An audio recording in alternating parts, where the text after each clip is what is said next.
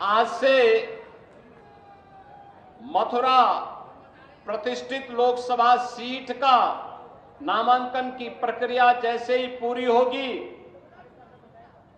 तो फिर जनता जनार्दन की अदालत में लोकतंत्र के इस पूरे पवित्र पर्व में हर राजनीतिक दल का प्रत्याशी अपना भाग्य आजमाने के लिए यहां पर आएगा।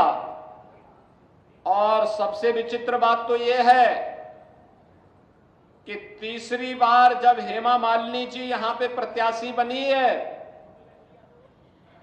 तो किसी भी अन्य दल के पास प्रत्याशी ढूंढे हुए नहीं मिल रहा है। उधार में प्रत्याशी ला रहे हैं और उन लोगों को उधार में भी प्रत्याशी नहीं मिल पा रहे हैं तो कांग्रेस के नेता अपना आपा खो चुके हैं। अब भारत की मातृशक्ति के प्रति अपमानजनक टिप्पणी करके आधी आबादी का अपमान करने पर उतारू हो चुके हैं।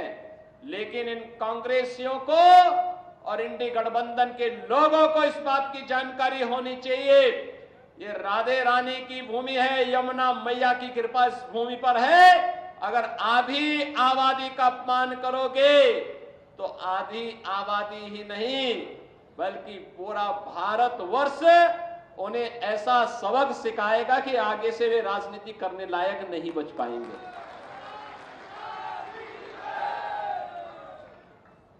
बहनों और भाइयों,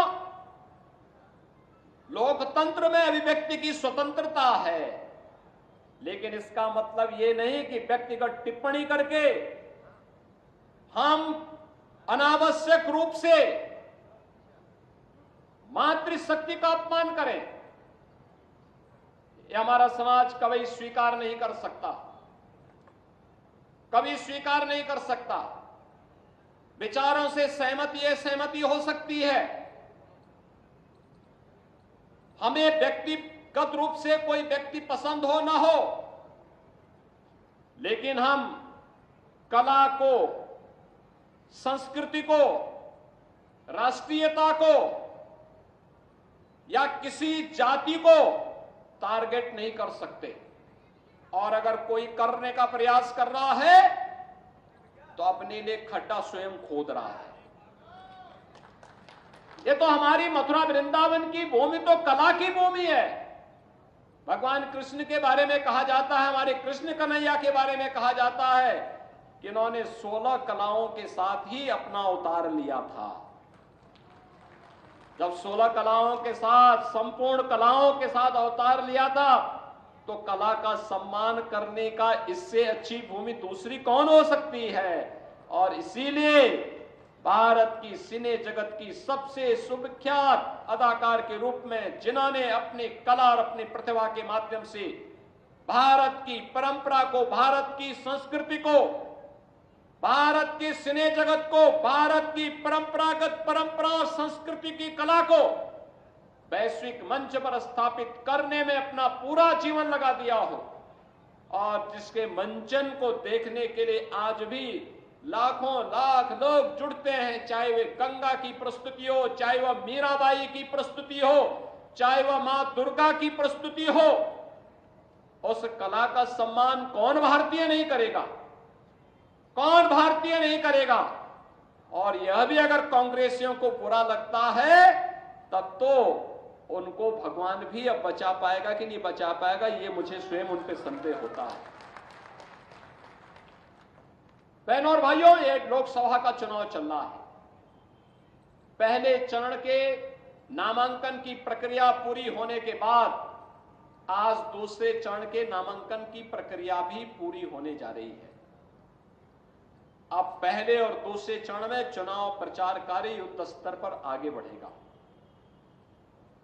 मैं भी कुछ दिन पहले यहां आया था, मैंने विकास की चर्चा भी की, संस्कृति की चर्चा भी की, देश के अंदर क्या माहौल है इसकी चर्चा भी की।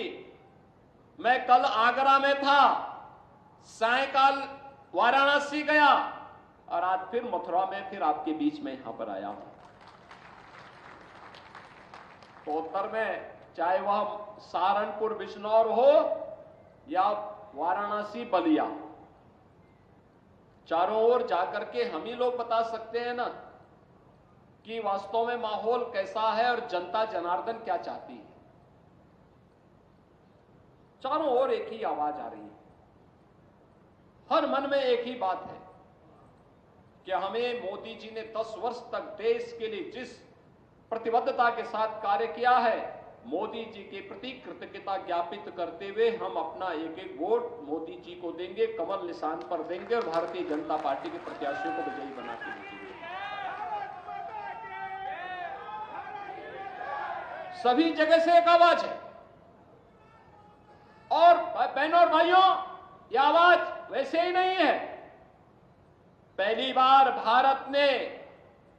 भारतवासियों ने एक ऐसी सरकार को देखा है जो सरकार भारत के अंदर भारत की भावना के अनुरूप भारत के नागरिकों की सम्मान की रक्षा करते हुए, उनकी सुरक्षा करते हुए, उनकी समृद्धि के लिए और राष्ट्रीय स्वाभिमान को 56 इंच चौड़ा करते हुए दुनिया के सामने भारत के गौरव को बढ़ाने का कार्य कर रही है। यह काम मोदी जी के नेतृत्व में हुआ है। वैश्विक मंच पर बढ़ी हुई प्रतिष्ठा हो, चाहे सुरक्षित सीमाएं हो, देश के अंदर वर्ल्ड क्लास इंफ्रास्ट्रक्चर का हो या गरीब कल्याणकारी योजनाओं का लाभ देने का हो, भारत की परंपरा और संस्कृति में पूछना चाहता हूं, कांग्रेस को देश के अंदर 60 वर्ष तक शासन करने का अवसर प्राप्त हुआ था, क्यों नहीं इन्होंने काशी में काशी विश्वनाथ धाम का निर्माण कर दिया? मोदी जी तो पिछले 2 बार से ही काशी से सांसद हैं, लेकिन कांग्रेस को तो 60 वर्ष लगे थे और 60 वर्ष तक उनका प्रतिनिधित्व काशी से था। क्यों नहीं उन्होंने अपना प्रतिनिधि, और क्यों नहीं कांग्रेस की सरकारों ने, केंद्र और राज्य सरकारों ने काशी के बारे में सोचा? क्यों नहीं उन्होंने मथुरा वृंदावन के बारे में सोचा? आखिर सपा बसपा कांग्रेस इन सभी को आपने अवसर दिया था। यहां पे नगर निगम बनाने का काम हो, यह भी भारतीय जनता पार्टी की सरकार ने किया। यहां पे मथुरा वृंदावन बरसाना गोकुल बलदेव गोवर्धन नंदगांव इन सभी क्षेत्रों को तीर्थ स्थल घोषित करने का कार्य था, यह भी भारतीय जनता पार्टी की सरकार ने किया। यहां पर ब्रज तीर्थ विकास परिषद के माध्यम से यहां की भावनाओं के अनुरूप यहां का विकास हो। जब यहां की सांसद श्रीमती हेमा मालिनी जी थी, तब उनके सुझाव पर हम लोगों ने यह तीर्थ स्थल घोषित करते हुए और फिर यहां के समग्र विकास की एक रूपरेखा तैयार करते हुए इस कार्यक्रम को आगे बढ़ाया। और आज आप देख रहे होंगे, आज तो देख रहे होंगे, इन सभी तीर्थों में विकास के कार्य तेजी के साथ आगे बढ़ते हुए दिखाई दे रहे हैं। बहुत सारे मामले हैं जहां न्यायालय में मामले लंबित हैं, उन कारणों से हमें थोड़ा रुकना पड़ता है और हम तो ये मान के चलते हैं कि अंततः हमारी जीत होनी है। हमने अयोध्या के लिए 500 वर्षों का इंतजार किया, लेकिन संघर्ष से कभी पीछे हटे नहीं और अंततः परिणाम आया। क्यों नहीं अयोध्या में राम मंदिर का निर्माण कांग्रेस और सपा बसपा वालों ने कर दिया?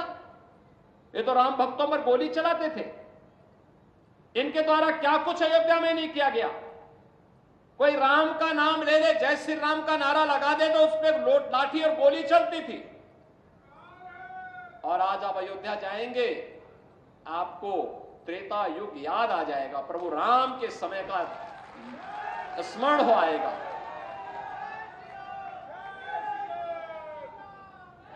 हेमा मालिनी जी तो अयोध्या गई थी, उन्होंने प्रभु राम के सामने मंचन किया और वे स्वयं अभिभूत थी वहां देख करके कि अयोध्या पहले पतली गलियां थी, कुंज गलियां थी, मथुरा वृंदावन की तरह ही कुंज गलियां थी। और आज आप जाके देखिए 4 लेन और 6 लेन आपको दिखाई देगा वहां पूरा। हर व्यक्ति खुश है, व्यापारी खुश है, वहां का नागरिक खुश है, होटल संचालक खुश हैं, रेस्टोरेंट संचालक खुश है, फूल पत्ती बेचने वाला खुश है, टैक्सी चालक खुश है, नाविक खुश है और सबको खुशी इस बात की है कि 500 वर्षों के बाद मोदी जी के प्रयास से अयोध्या में प्रभु रामलला के विराजमान हो गए हैं और उनकी इनकम भी कई गुना बढ़ गई है, कई गुना बढ़ गई है।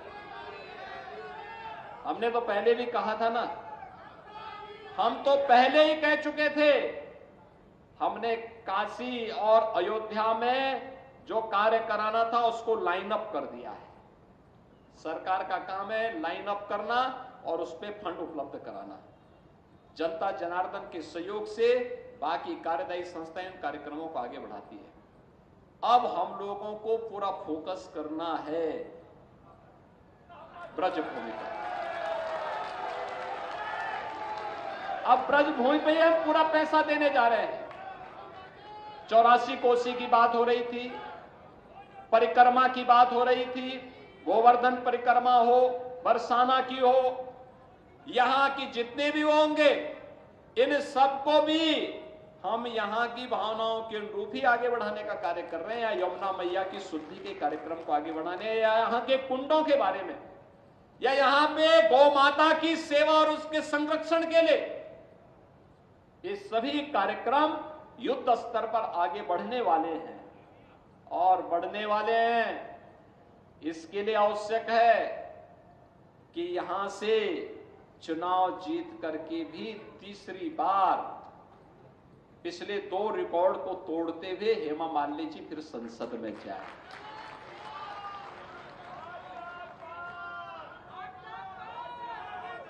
और यहां का संदेश देखो, अयोध्या, मथुरा और काशी में सबसे पहले चुनाव मथुरा में हो रहा है, तो संदेश यहीं से जाना चाहिए। यहां का संदेश स्पष्ट होना चाहिए पूरे उत्तर प्रदेश के लिए कि अयोध्या में रामलला का विराजमान हो गया है, काशी का काम भी हो गया है। अब मथुरा जो इंतजार कर रहा था, मथुरा वृंदावन के विकास के कार्यक्रमों को आगे बढ़ाने के लिए तीसरी बार हेमा जी को फिर से यहां से प्रचंड बहुमत से विजयी बनाने के लिए एक एक कार्यकर्ता लगेगा। भाजपा राष्ट्रीय लोक दल का एक एक कार्यकर्ता लगेगा और भारी बहुमत से विजयी बनाने के लिए हम लोग कार्य करेंगे। बहनों और भाइयों, आज प्रधानमंत्री मोदी जी ने विकसित भारत की जिस संकल्पना को देशवासियों के सामने रखा है, उस विकसित भारत के लिए विकसित उत्तर प्रदेश आवश्यक है और विकसित उत्तर प्रदेश के लिए विकसित मथुरा भी आवश्यक है। हमारे पास जो संभावना होगी हम उसी में विकास कराएंगे, जो संभावना होगी उसमें हम विकास कराएंगे। जो क्षेत्र हमारे लिए सबसे सरल होगा, सबसे आसान होगा, उसमें हम कार्य करेंगे। हमारे पास सबसे अच्छा है स्पिरिचुअल टूरिज्म का, हम उसको विकसित करेंगे। यमुना मैया में इसकी शुद्धि के साथ साथ जो कुछ भी अन्य कार्य करने होंगे हम लोग करेंगे। यमुना मैया की तो साक्षात कृपा हम पर बरसती है। आपने पिछली बार वैष्णो कुंभ को देखा होगा, कितना शानदार तरीके से हुआ था। कुंभ का आयोजन से लेकर के कार्यक्रम के समारोह तक, पूर्णाहुति तक कोई विघ्न बाधा नहीं। और जैसे कुंभ की पूर्णाहुति होती है उसके बाद पूरे देश के अंदर कोरोना महामारी की चपेट में कैसे देश आया था, उस समय कितना वो लग रहा था हम लोग। आप सोचो अगर यहां पे कुंभ के दौरान होता क्या स्थिति होती। लेकिन हम सब सौभाग्यशाली हैं कि यमुना मैया की कृपा थी, राधे रानी की कृपा थी, कृष्ण कन्हैया की कृपा थी कि ये सारे कार्यक्रम हमारे सकुशल संपन्न हुए और हम इन सभी कार्यक्रमों को आगे बढ़ा पाए।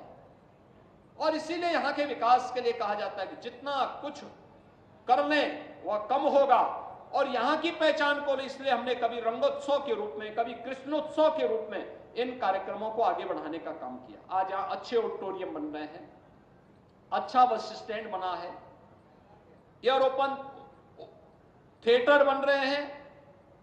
आज यहां पे परिक्रमा के मार्गों के पुनरुद्धार की बात होती है। आज यहां पर यहां के काशी विश्वनाथ धाम की तर्ज पर यहां पे मंदिरों के पुनरुद्धार के कार्यक्रमों को भी आगे बढ़ाने की चर्चा होती है। नमामि गंगे परियोजना के तर्ज पर यमुना मैया को भी शुद्धिकरण से जोड़ने के कार्यक्रम को आगे बढ़ाने की चर्चा होती है। बहनों और भाइयों, ये चर्चा इस बात की शुरुआत है, हमने अच्छी शुरुआत की है। ये चर्चा इस बात को बताता है हमारी शुरुआत अच्छी हुई है तो इसका रिजल्ट भी अच्छा आने वाला है, और अच्छे परिणाम के लिए अच्छी सरकार आवश्यक है, अच्छे प्रतिनिधि आवश्यक है, रुचि लेने वाले प्रतिनिधि आवश्यक है। और रुचि लेने वाले प्रतिनिधियों में ही मैंने जो आपको कहा, ब्रज तीर्थ विकास परिषद का जब गठन होना था तो उस समय अपने एक लंबे कला जगत के अनुभवों का लाभ श्रीमती हेमा मालिनी जी ने हमारी सरकार को हमें उपलब्ध करवाया था। और कैसे इसका गठन होना है, कैसे कार्यक्रम आगे बढ़ेगा, कैसे हम इस चीज को आगे लेके चल सकते हैं, यहाँ की कला, यहाँ की संस्कृति, यहाँ की परंपरा भी, यहाँ की वो भी संरक्षित रहे, लेकिन यहाँ का विकास भी हो, ये सभी कार्यक्रम आगे बढ़ रहे थे। और आज उसी का परिणाम है कि हम इस क्षेत्र के लिए कुछ कर पा रहे हैं, इस क्षेत्र के लिए भी कर रहे हैं। और महामाया के रूप में मां विंध्यवासिनी धाम के कार्यक्रम को भी हमने पुनरुद्धार करके रख दिया। वहां कभी जाइए आप विंध्यवासिनी धाम में, विंध्यवासिनी धाम में कभी जाइए आप। पहले संकरी गली थी, 2 लोग एक साथ नहीं जा सकते थे, और आज 100 लोग भी एक साथ जाएंगे ना, आसानी से वहां जगत जननी मां भगवती विंध्यवासिनी के दर्शन आसानी से हो सकते हैं। क्या ये काम सपा बसपा और कांग्रेस के लोग करते क्या? क्या काशी विश्वनाथ धाम का काम ये लोग कर पाते क्या? क्या मां विंध्यवासिनी धाम में जो काम हो रहा है, जो काम हुआ है, क्या ये लोग कर पाते क्या? मथुरा, वृंदावन, बरसाना में, ब्रज क्षेत्र में जो कार्य हो रहा है, क्या ये लोग कर पाते क्या? अयोध्या में जो कार्य हुआ है, क्या ये लोग कर पाते क्या? व्यापारी और बेटी को जो सुरक्षा मिली है, क्या ये कांग्रेस, सपा और बसपा के लोग कर पाते क्या? इनकी तो व्यापारी के लिए भी और बेटी के लिए भी इनकी धारणा क्या, इनकी मानसिकता क्या है, इनके भाषणों से आप सुन सकते हैं। जब ये लोग कर ही नहीं सकते, न ये विकास करा सकते, न देश को सुरक्षा दे सकते हैं, न हमारी आस्था का सम्मान ही कर सकते हैं, न गरीब कल्याण ही का काम कर सकते हैं, और न बेटी और व्यापारी को ही सुरक्षा दे सकते हैं, तो देश को इस बोझे को क्या लेकर के चलने की आवश्यकता है क्या? चलने की आवश्यकता है क्या? मैं ये प्रश्न आप मथुरा वासियों से पूछना चाहता हूं, क्या इन लोगों से कोई आप उम्मीद करते हैं क्या? जब उम्मीद नहीं करते हैं तो फिर अपना वोट खराब क्यों करना चाहते हैं? ये वोट, ये जो मतदान देने की हम अपील कर रहे हैं, इस आधार पर कर रहे हैं कि वर्तमान भी हमारा सुरक्षित और उज्जवल रहे, और भविष्य भी उन्नत और उन्नति की नई पराकाष्ठा को प्राप्त करके विकसित भारत की संकल्पना को हम अपनी आंखों से देख सकें। और विकसित भारत की संकल्पना को ही साकार करने के लिए मोदी जी को तीसरा कार्यकाल चाहिए। तीसरे कार्यकाल के प्रथम 3 वर्ष में भारत दुनिया की तीसरी बड़ी अर्थव्यवस्था बनेगा। भारत तीसरी बड़ी अर्थव्यवस्था बनेगा। हर भारत की इनकम कई गुना बढ़ेगी, हर भारतवासी की इनकम बढ़ेगी, इंफ्रास्ट्रक्चर के कार्य और द्रुत गति से आगे बढ़ेंगे। तब हम लोगों को किसी के सामने विकास के बारे में चर्चा करने की आवश्यकता नहीं होगी, स्वतः स्फूर्त भाव के साथ होता हुआ दिखाई देगा। और इसी का आह्वान करने के लिए आज मैं आपके पास आया हूं। मथुरा लोकसभा सीट पर तीसरी बार श्रीमती हेमा मालिनी जी आपके बीच में है। पिछली बार यानी पिछली 2 बार जितने वोटों से आपने जिताया है, इन दोनों को जोड़ करके जितना बनेगा उससे ज्यादा वोटों से जिताने की जिम्मेदारी आपको सौंप रहा हूं। सहमत हैं? सहमत हैं? सभी लोग सहमत हैं? सभी लोग सहमत हैं? दोनों हाथ उठाकर मेरे साथ बोलेंगे फिर, भारत माता की, भारत माता की, भारत माता की।